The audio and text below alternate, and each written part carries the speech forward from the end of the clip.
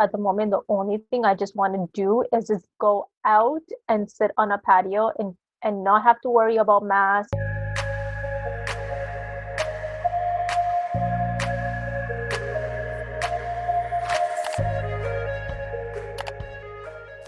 Welcome back to another video. Remy and I are going to talk to you guys about the pandemic and how it's affected both of us and things that we are going to be looking forward to. So let's get started. Hey, Ramya.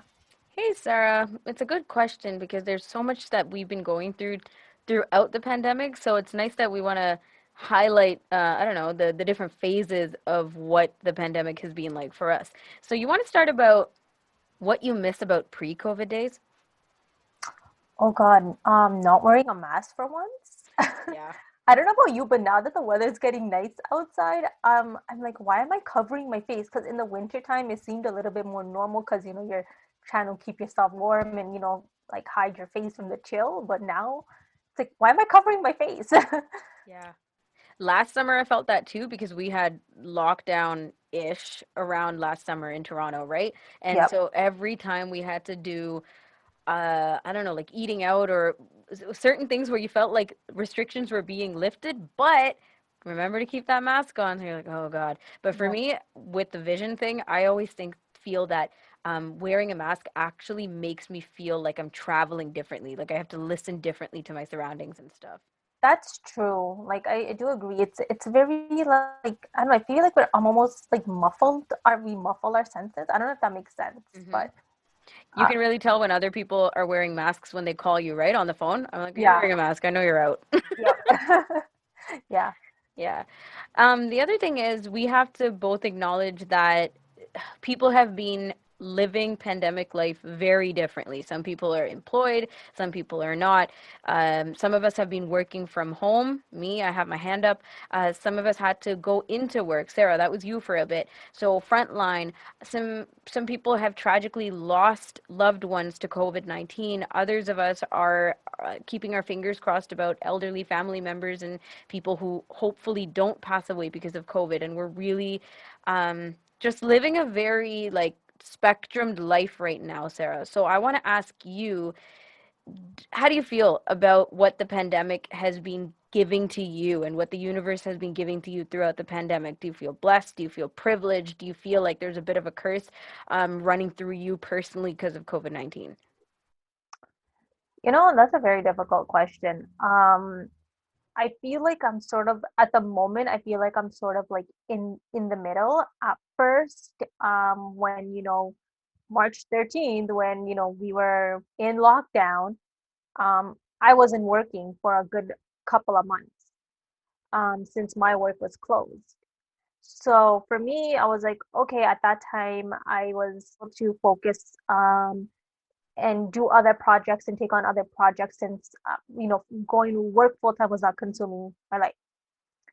And then when I went back to work in the summer, late summer, around July, I liked actually going to work despite the restrictions and things that was had to take place. It's because I was getting the social interaction.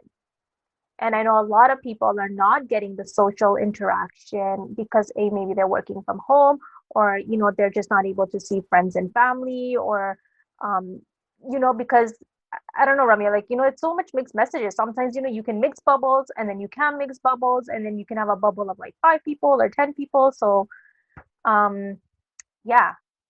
Yeah, for anybody who's had a lot of trouble adjusting to change before the pandemic, just like getting to grips with adapting to constant change, this year was hectic, and all we did was adapt to change and changing news and changing updates and ups and downs with lockdown restrictions, and all those things that you're saying, Sarah, because even with work, I mean, I got to work from home, which I've been extremely privileged to be doing that throughout the entire pandemic. And literally the day that we got sent home, like March 11th or something like that, the anniversary of 2020, um, I've been working home ever since. But it's been an eye-opening experience to realize that not everybody is in that situation where they can work from home, where they've been able to keep their jobs, and also living with people. I live with people, so I've got for your social part of it, I feel like I was able to kind of come to terms with having somebody else there all the time. Whereas some people are literally doing this on their own. And that's not just the elderly. We hear a lot about the elderly, but also people our age, Sarah. And it's a huge um, disproportion, it's very disproportionate for a lot of people that way. For sure, and especially if you have a disability, right? And trying to navigate and adapt to the pandemic when you have a disability or specifically speaking, when you're low vision and blind. Are there anything, or are there any things that you don't mind because the pandemic has made you realize, oh, this is actually something that, I don't know, I enjoy, or something that you realized you can actually take advantage of because of this time? Like anything at all, but are there certain things that you've realized over this last year that you appreciate now more because you've gone through this phase? I think for me, and I can speak, I think for others or like people that I know, I think I did a lot of growing self-growth in the last year. I think it really gave me a chance to really reflect and think about myself and my well-being and what's important to me and what my priorities are. I don't know about you, Ramya, but I think that's what I sort of have come out of this whole like in the positive sense of like this whole pandemic. Yeah, here, here. Seriously, year has taught me so much. And I can't say that without this pandemic, I wouldn't have learned all these things, but I can say due to the experiences that I've had throughout the pandemic and all this quiet time, oh my gosh, so much quiet time.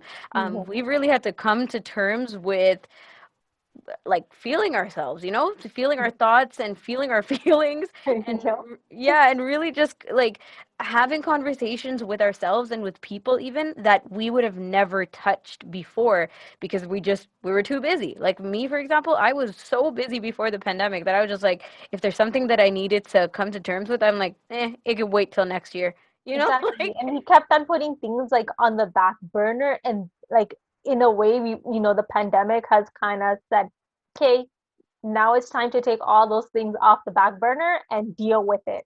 Yup, exactly. Now there's so much of that, and we can go into a lot of details, but everybody, who's watching, I'm sure you have your own experiences of what we're talking about, because there's lots of room for self-growth and creativity. So thanks for touching on that.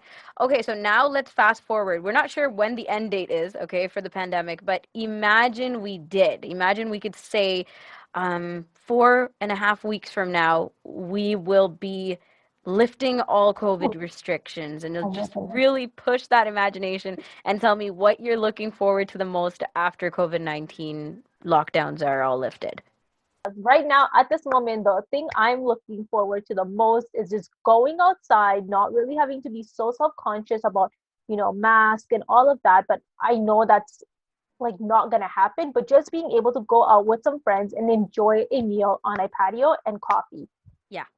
Yeah, no, I absolutely miss eating out so much, Sarah. And you and I were always eating anyways, but like there's something about the socializing and being outdoors. Patio season is what makes me ache the most, Yeah, and just going out and having a yeah. drink after work, or just going out and having a coffee, or like snacks, or just having a Yeah. meal and just having the sun on you. Like, Yeah.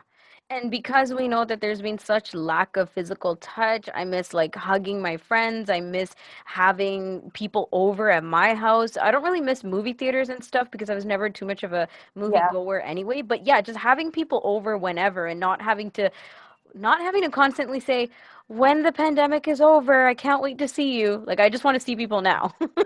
right. And I know we're having an email chain back and forth, but it's like, okay, let's have a social distancing picnic. And I'm like, oh my Yeah. God, just even like being outdoors and having a picnic just sounds so beautiful right now. Exactly. Enjoy that good weather. Well, let's hope that we get there soon, but thanks for indulging me with this conversation. Don't forget to like this video, subscribe to my channel, and if you haven't watched my latest video of how to take control of your vision situation, it's going to pop up here on the right hand side. So be sure to check that video out too. Till next time.